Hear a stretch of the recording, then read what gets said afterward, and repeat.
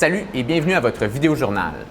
Les travaux nécessaires pour prolonger la vie du pont Pierre-Laporte sont tellement importants qu'ils doivent être confiés à une autre équipe au sein du ministère des Transports.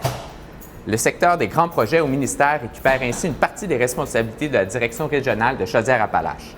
Cette décision survient quelques jours après des révélations au sujet du piètre état de certains câbles du pont. Le MTQ croit que la direction des grands projets est mieux placée pour gérer des travaux aussi importants.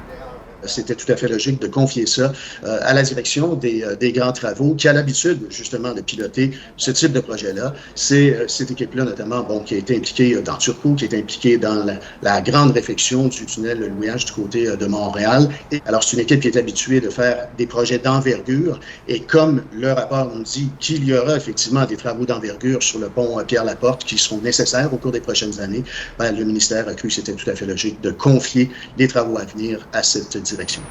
Rappelons que les ingénieurs du gouvernement du Québec sont toujours en grève et qu'ils attendent une offre du Conseil du Trésor. Et le suspense est maintenant terminé. Bonjour, je m'appelle Alex Boissonneau. C'est le journaliste et correspondant parlementaire Alex Boissonneau qui prendra la place de Claude Bernatchez à la barre de l'émission Première Heure à partir du 15 août. Alex a déjà occupé plusieurs postes au sein de Radio-Canada, collaborant à différentes émissions tant à la télévision qu'à la radio. Il a commencé sa carrière en Ontario, à Sudbury et ensuite à Toronto, avant d'être affecté à la colline parlementaire de Québec en 2016. Il est donc bien enraciné dans sa communauté depuis déjà 6 ans.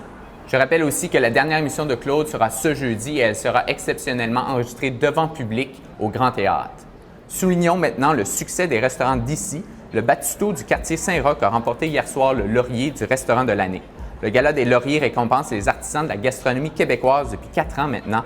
Félicitations donc aux copropriétaires Paul Croteau et Guillaume Saint-Pierre et à tout le reste de l'équipe. Et félicitations aussi au sommelier du restaurant Le Clan, Pierre-Alexis Soulière, qui a pour sa part remporté le laurier pour sommelier de l'année.